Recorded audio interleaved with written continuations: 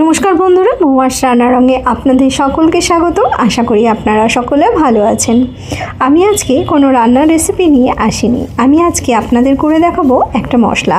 এই মশলাটা যদি বাড়িতে বানিয়ে রাখেন তাহলে কিন্তু নিরামিষ থেকে আমি সব সবজিতেই খুবই ভালো লাগবে। চলো দেখিয়ে দিই কী করে আমি এটা বানাচ্ছি। প্রথমে একটা প্যান নিয়ে নিয়েছি, তবে প্যানটা কিন্তু আমি গ্যাসে বসাইনি, এমনি রেখেছি। আমি এখানে 4 চামচ গোটা ধনে নিয়েছি। এখানে ধনের পরিমাণটাই কিন্তু একটু বেশি। যদি এই মশলাটা বানানোর সময় আপনারা পরিমাপটা ঠিকভাবে দেন তাহলে মশলাটা কিন্তু খুবই ভালো হয়। এই চামচের মাপে আমি 4 চামচ ধনে নিয়েছি আর নেব এখানে 2 চামচ জিরে। ধনের সাথে সাথে আমি এখানে দিয়ে দিলাম 2 চামচ জিরে, মানে 4 চামচ ধনে দিয়েছিলাম, তার সঙ্গে দিলাম 2 চামচ জিরে। এবার দেবো এখানে মৌরিটা দেবো এখানে 1 চামচ। মৌরিটা দিলে এই মশলার মধ্যে কিন্তু খুব সুন্দর একটা মিষ্টি গন্ধ থাকে। এর সাথে আমি এখানে দেব একটু দারচিনি। আমি এখানে 3টে টুকরো দারচিনি দিয়েছি আর দেব এখানে একটা এলাচ। খুব একটা বেশি এলাচ দেবো না, তাহলে আবার এলাচের গন্ধটা খুব বেশি হয়ে যাবে, তাই একটাই এলাচ দিয়েছি। আর 6টা দিয়েছি ছোট এলাচ। আর দিয়েছি এইটুকু পরিমাণে জয়িত্রী, মানে 2টো ফুলের পাপড়ি।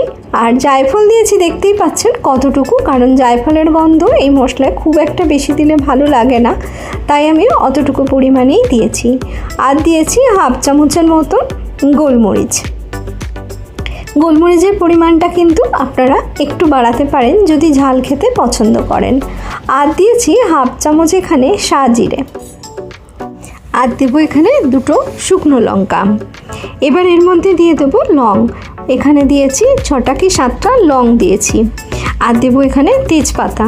আমি এখানে 4টে তেজপাতা নিয়েছি। তেজপাতাটাকে একটা কাঁচি দিয়ে আমি ছোট ছোট টুকরো করে কেটে নিচ্ছি। এখানে লঙ্কার পরিমাণটা কিন্তু আপনারা চাইলে একটু বাড়াতে পারেন। আর যদি আপনাদের কাছে কাশ্মীরি মির্চ থাকে গোটা, সেটাও কিন্তু এর মধ্যে দিতে পারেন। সব মশলাগুলো আমার দেয়া হয়ে গেছে। এবারে আমি এটাকে গ্যাসে বসিয়ে দিয়েছি। এবার গ্যাসটাকে আমি অন করে দিয়েছি, দিয়ে এটাকে একটু সেঁকে নেব। এটা কিন্তু একদমই ভাজা হবে না, এটাকে আমরা গরম করে নেব। ভেজে নিলে সেটা আবার ভাজা মশলা হয়ে যাবে, তার গন্ধ আলাদা হবে। আর এইভাবে যদি একটু গরম করে নিয়ে মশলাটাকে আমরা গুঁড়ো করে রেখে দিই, তার স্বাদ কিন্তু একদম অন্যরকম হবে। এটা নিরামিষ তরকারিতেও আপনারা ব্যবহার করতে পারেন, আবার মাছের ঝোলেও ব্যবহার করতে পারেন। বাজার থেকে কিনে তো আমরা অনেক মশলাই খেয়ে থাকি, কিন্তু এইভাবে যদি বাড়িতে বানিয়ে রেখে দেন তাহলে কিন্তু যে কোনো রান্নায় অল্প পরিমাণে একটু দিয়ে দিলে কিন্তু এটা খুব ভালো টেস্ট হয়ে যায়। আমি 3 মিনিটের মতন এটাকে একটু নাড়াচাড়া করে নিয়েছি। দেখুন এটা আমার একটু গরম হয়ে গেছে। আমি একটু হাত দিয়ে দেখে নেব যে এটা একটু সেকা হয়ে গেছে, মানে বেশ একটু গরম হয়েছে। এই পর্যায়ে আমি গ্যাসটা কিন্তু বন্ধ করে দেবো। বন্ধ করে দিয়ে আমি এটাকে ঠান্ডা হতে দেবো। এটা দেখুন আমার ঠান্ডা হয়ে গেছে। আমি আধা ঘন্টার মতন রেখে দিয়েছিলাম। এবার এটাকে আমাকে গুঁড়ো করে নিতে হবে। মশলাটা যদি আপনারা বাড়িতে বানিয়ে রেখে দেন তাহলে কিন্তু 1 মাসের মধ্যে এটা থেকে যেতে পারে। দেখুন এটা আমার ঠান্ডা হয়ে গেছে। এবার একটা মিক্সিং জারের মধ্যে এটাকে আমি দিয়ে দেবো। আর দিয়ে খুব সুন্দর করে এটাকে আমি গুঁড়ো করে নেব। এখানে কিন্তু এলাচের খোলা ছাড়ানোরও কোনো দরকার নেই, সব কিছুই কিন্তু খুব সুন্দরভাবে গুঁড়ো হয়ে যাবে। দেখুন এটাকে আমি মিক্সিতে গুঁড়ো করে নিয়েছি। আর দেখুন কত সুন্দর গুঁড়ো হয়েছে, আর মশলাটা কত সুন্দরভাবে তৈরি হয়েছে। এটা আমার ভালো করে তৈরি হয়ে গেছে, মশলা একদম সুন্দরভাবে তৈরি হয়ে গেছে। এবার এর মধ্যে আমি আরও 2-3টে উপকরণ মিশিয়ে দেবো। প্রথমে আমি এখানে দিয়ে দেবো 1/2 চামচ কর্নফ্লাওয়ার। কর্নফ্লাওয়ারের পরিবর্তে আপনারা চালের গুঁড়োও দিতে পারেন। এইটা দিচ্ছি এই জন্যই যাতে যে ময়েশ্চার যদি কিছু থাকে সেটা কিন্তু এই কর্নফ্লাওয়ার বা চালের গুঁড়ো দিলে একদমই থাকবে না, খুব সুন্দরভাবে মশলাটা ভালোভাবে রয়ে যাবে। আর এতে দিয়ে দিলাম 1/2 চামচের মতন হলুদ গুঁড়ো। আর দেবো এতে আমি 1 চামচ কাশ্মীরি লঙ্কার গুঁড়ো।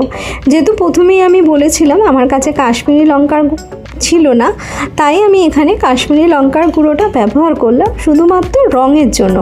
আপনারা চাইলে এটা কিন্তু নাও দিতে পারেন। এবার খুব ভালো করে এটাকে আমি মিশিয়ে নিচ্ছি। এটা মেশানো হয়ে গেলে আমি একটা কাঁচের বোতলের মধ্যে এটাকে আমি রেখে দেবো। যে কোনো মশলায় যদি কাঁচের বোতলের মধ্যে এইভাবে রেখে দেন তাহলে কিন্তু মশলা অনেক দিন ভালো থাকে।